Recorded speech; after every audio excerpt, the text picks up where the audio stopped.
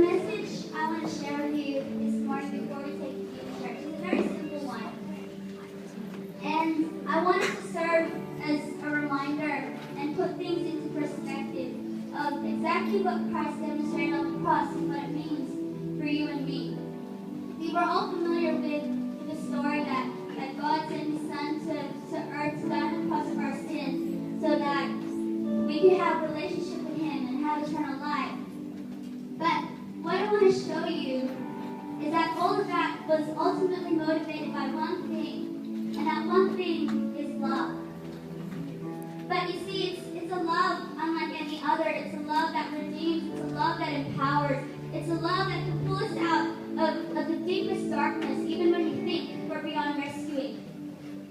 John 3:16 says, "For God so loved the world that He gave His only Son." He so loved. He didn't just love, He so loved.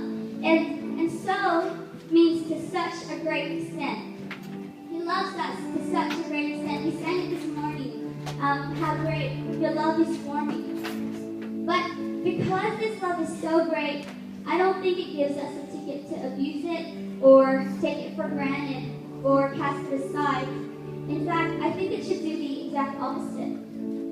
Now, a couple of weeks ago, Kat shared a very powerful message, and part of what she shared was the story of the woman who was caught in adultery. And according to law and religion, she should have been punished. She should have been stoned to death for what she did. But rather than condemning her for her sin, Christ demonstrated the exact opposite. He demonstrated love. You know, the Pharisees were ready to stone her, but Christ's response was, "He who is without sin, be the first to cast the stone." That's radical love. That's pure love. That in the midst of knowing her condition and her sinful state, He didn't judge, He didn't condemn, but He empowered her. And it was this love that empowered her when He said, "Go and sin no more." We see here a picture of the love of Christ.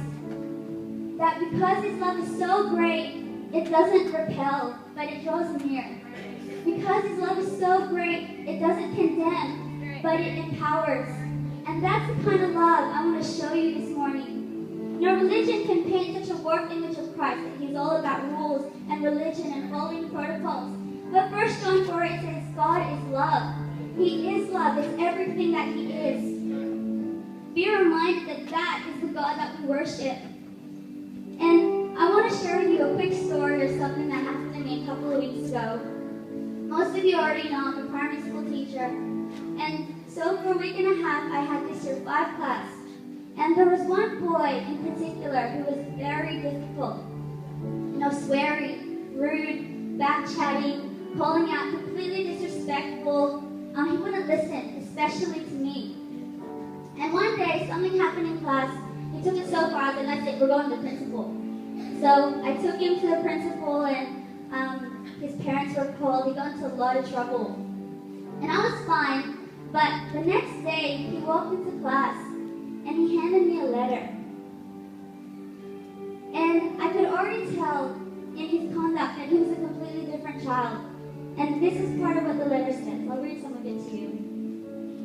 It says, "To Miss Magtibay, sorry, Miss Magtibay, for all the wrong things that I've done, such as saying nasty words about you and offending you. I'll stop throwing balls in the classroom. I wish you can forgive. I will change by listening when others are speaking, not self-harm myself and disturbing the class and interrupting others' learning time."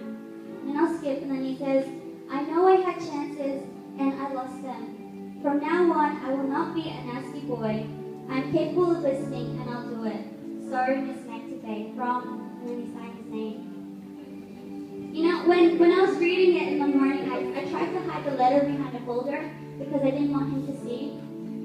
But my reaction to the letter wasn't anger or pride or "yeah, you deserve what you got." But I could see that he was genuine and he was sorry.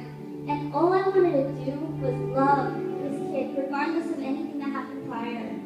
And if that's a human reaction, how much more when it comes to Christ towards us? You know, He's so gracious to see beyond our sin and our mistakes. He's so loving, but it's not a love to be abused. It's a love that empowers. And when you know how much Christ loves you, just regardless of our slip-ups, our stuff-ups, our failures, our shortcomings. And there's nobody else who needs that grace and love more than us. Romans 5:8